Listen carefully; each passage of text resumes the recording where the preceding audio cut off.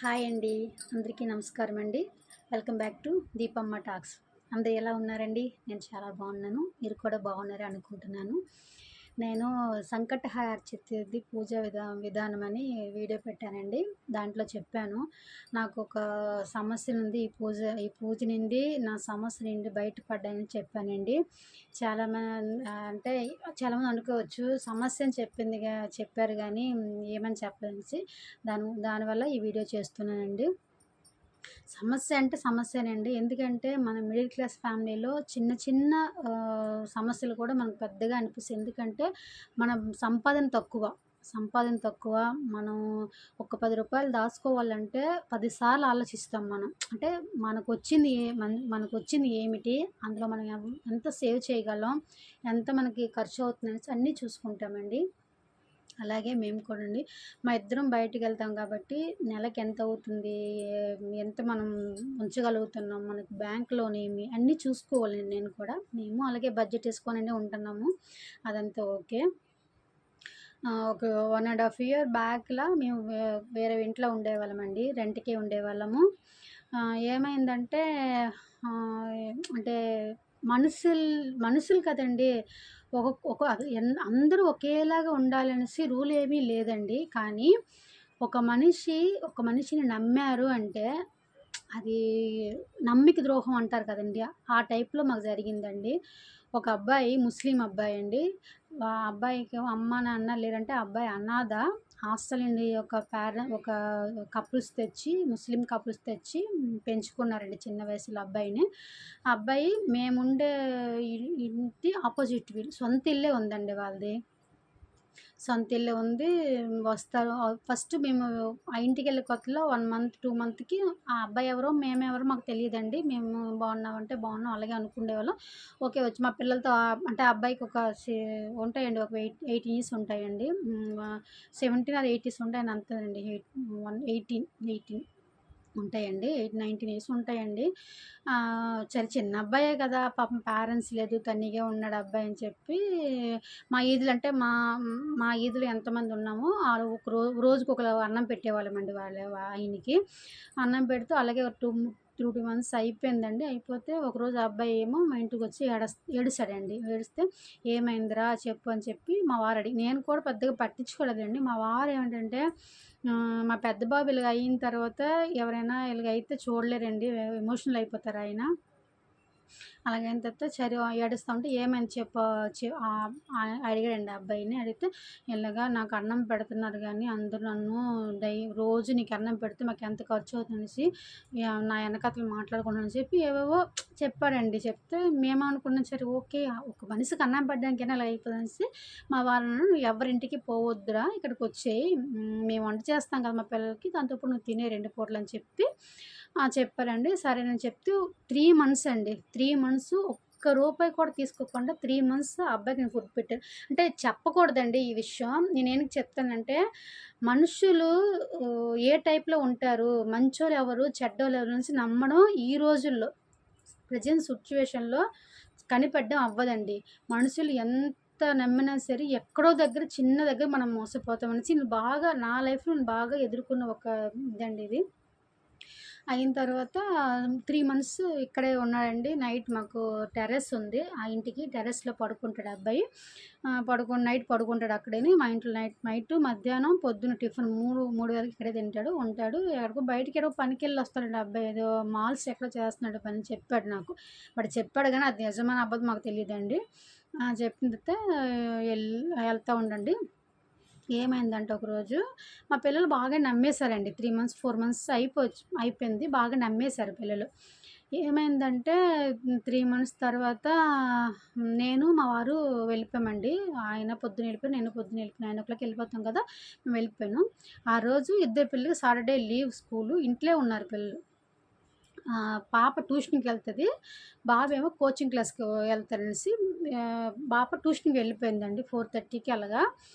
పాప ఇంటికొచ్చిన తర్వాత బాబు కోచింగ్‌కెళ్తాడు 6:30కి స్కూల్‌లో జరుగుతదని. అలాగని 2 పేరు మార్చి మార్చి ఒకళ్ళు ఉంటారు ఇంట్లోను. ఆ రోజు ఏమైందంటే పాపకి ట్యూషన్ సెలవండి. పాప ఫ్రెండొచ్చింది.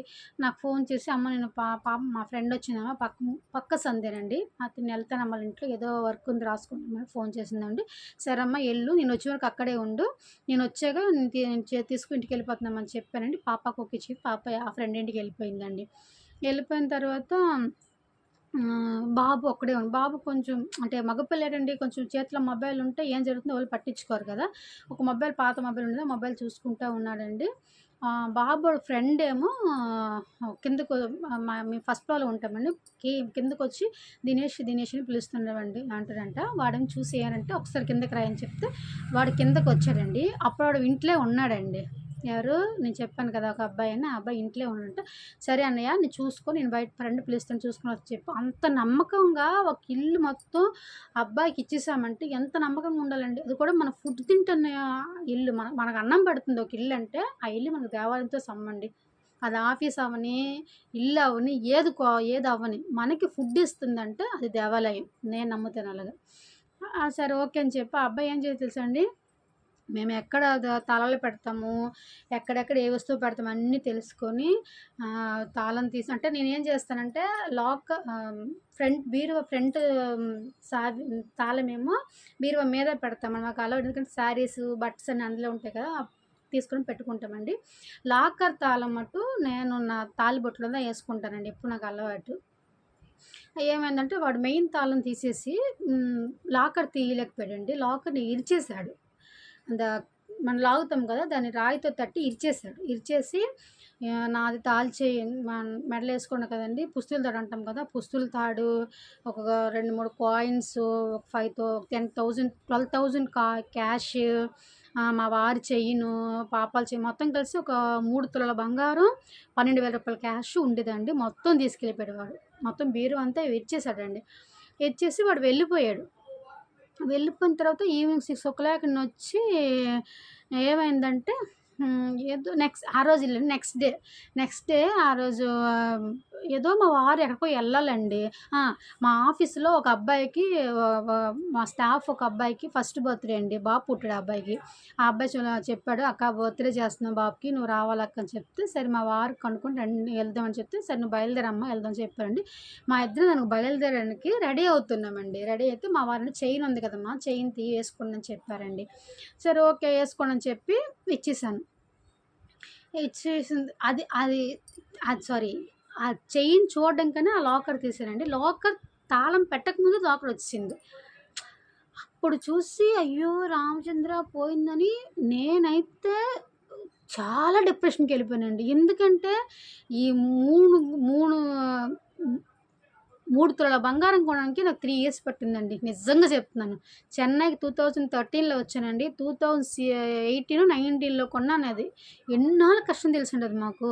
నెలకి 1000 రూపీస్, నెలకు 500, నెలకి 2000 అలా దాసి మొదలు నాకు పుస్తుల తాడు కొనుక్కున్నాను. తర్వాత మా ఇంటానికి చైన్ కొన్నాము. మా పాపలకి, మా పిల్లలకి అందరికీ 3 ఇయర్స్, 4 ఇయర్స్ కష్టపడితే 3 తులాల బంగారం కొన్నానండి నేను. అంత 3 తులాలు ఎవడో ఒకడు మనం కూర్చొని పెట్టి అన్నం పెట్టినట్టు తీసుకెళ్ళమంటే ఎంత ఎంత మనసు కష్టం అనిపిస్తది చెప్పండి మీరే. అంత కష్టం అనిపించిందండి. ఆ రోజు నుండి ఒకటి నిర్ణయించుకున్నానండి. మనం పెట్టినా సరే మనకే మోసం చేసే మనుషులు చాలామంది ఉన్నారు ప్రపంచంలో. వాళ్ళు ఎలాగున్నారు మనుషుల్ని మనం చెప్పలేము. వాళ్ళ థాట్స్‌ని మనం అనేది చేయలేము అనుకోని ఫిక్స్ అయిపోయాను మైండ్‌లో. తర్వాత నార్మలేనండి పోలీసులకి ఫోన్ చేసాము. వాళ్ళొచ్చారు ఎంక్వైరీ చేశారు. 6 మంత్స్, 3 మంత్స్ అయ్యిందండి. అలాగా నెలకొకసారి కోర్ట్‌కెళ్తామండి. కోర్ట్‌కెళ్ళామంటే 2000, 3000, 4000 పోలీసులు అడుగుతూనే ఉంటారండి డబ్బులు. వాళ్ళు ఏం చేస్తారో మరి తెలీదు. చేసింది గవర్నమెంట్ సర్వీస్ కానీ మనం ఒక కేసు అని వెళ్ళామంటే డబ్బులు కంపల్సరీ మన దగ్గర తీసుకుంటారండి. మాక్సిమం 2000 అడుగుతారండి. ఉండాలి. అయిపోయిందా 6 మంత్స్ అండి. 6 నెలలు. 6 నెలలు తిరిగి రాకపోయినా పర్లేదనేసి అలాగే మెంటల్ ప్రెషర్ ఎక్కువైపోయి రాకపోయినా పర్లేదు వదిలేసానండి. వదిలేస్తుంటే నాకు యూట్యూబ్ ఛానల్ ఫాలో చేసింది చెప్పాను కదండీ! ఆవిడ చెప్తారండి. భక్తి కోసం అని చెప్తారండి. ఒకసారి ఓకే ట్రై చేస్తాం అని చెప్పి 5 మంత్స్ కంప్లీట్ అయ్యి 6 మంత్స్‌లో సంకటహర చతుర్థి పూజ స్టార్ట్ చేసింది. వరుసగా 3 నెలలు చేశానండి. 3 నెలలు పొద్దున్న దీపం, నైవేద్యం, చోడుచార పూజ, నైట్‌కి చవితి గడియల్లో చంద్ర దర్శనం, అప్పుడే ఉపవాసం చెల్లింపు అన్నీ చేస్తానండి. 3 నెలలు చేశానండి. 3 నెలలు 3 నెలలు అయిన తర్వాత 4వ నెల ఆ సంకటహర చతుర్థి డేట్ రాక మున్నాడే వాడే వచ్చి మా ఇంట్లో అంటే దొరికాడండి. ఎలాగంటే వాడి లవ్ చేసిన అమ్మాయి మా ఇంటి పక్కనే ఇల్లుందండి. ఆ అమ్మాయిని చూడడానికొచ్చి మా బాబు చూసాడు. అన్నయ్య అక్కడ ఉన్నాడు, అక్కతో మాట్లాడుతున్నాడని చెప్పి అలాగ దొరికి వాడిని తీసుకొచ్చి మా ఇంట్లో కట్టివేసి పోలీసులకు ఫోన్ చేసి పోలీసులకు అప్పచెప్పి ఆ 1 మంత్ కడియాను. ఒక 20 రోజులండి. 20 రోజులు 15 డేస్‌లో మా డబ్బు, మా బంగారంతో మా చేయిలోకి వచ్చిందని దానికోసమే చెప్తానండి. సంకటహర చతుర్థి పూజ మీకేదైనా కష్టం, మీకేదైనా ప్రాబ్లమ్ ఉంటే డెఫినెట్‌గా చేసుకోండి. ఆ పూజ ఫలితం నాకు దక్కిందండి. దానివల్ల నాకేదైనా ప్రాబ్లమ్ ఉందంటే ఆ గణనాథుడి కాళ్ళ దగ్గర పెట్టేస్తానండి. అంటే కాళ్ళ దగ్గర పెట్టేస్తానంటే ఆయన మొత్తం అప్పగిచ్చేస్తుంది. నా ప్రయత్నం నేను చేస్తానండి. కానీ భగవంతుడి సాయం, సహకారం లేకుండా మనం ఏమీ చేయలేమండి. అది నేను ప్రగాఢంగా నమ్ముతాను. అది ఈరోజు నా వీడియో అండి. నాకేదో మనసులో చెప్పాలనిపించి చెప్పానండి. ఈ వీడియో గాని మీకు నచ్చినగుంటే షేర్ చేయండి, లైక్ చేయండి. దయచేసి నన్ను సపోర్ట్ చేయండి ఫ్రెండ్స్. ఎందుకంటే నాకు ఈ వీడియో చేయడం ఒక ఫ్యాషన్. నాకు యూట్యూబ్ కోసం ఏమీ తెలీదు ఫ్రెండ్స్. కానీ నాకు ఇంట్రెస్ట్ ఉంది కాబట్టి నేను స్టార్ట్ చేశాను. నాకు కొంచెం సపోర్ట్, మీ ఎంకరేజ్, ఒక్క లైక్ ఇచ్చారంటే ఆ లైక్ నాకు 1000 ఏనుగులు బలం ఇస్తుందండి. ఒక లైక్ చేసి ఈ వీడియోని షేర్ చేసి సబ్స్క్రైబ్ చేసి నన్ను కొంచెం సపోర్ట్ చేయండి. Thank you friends.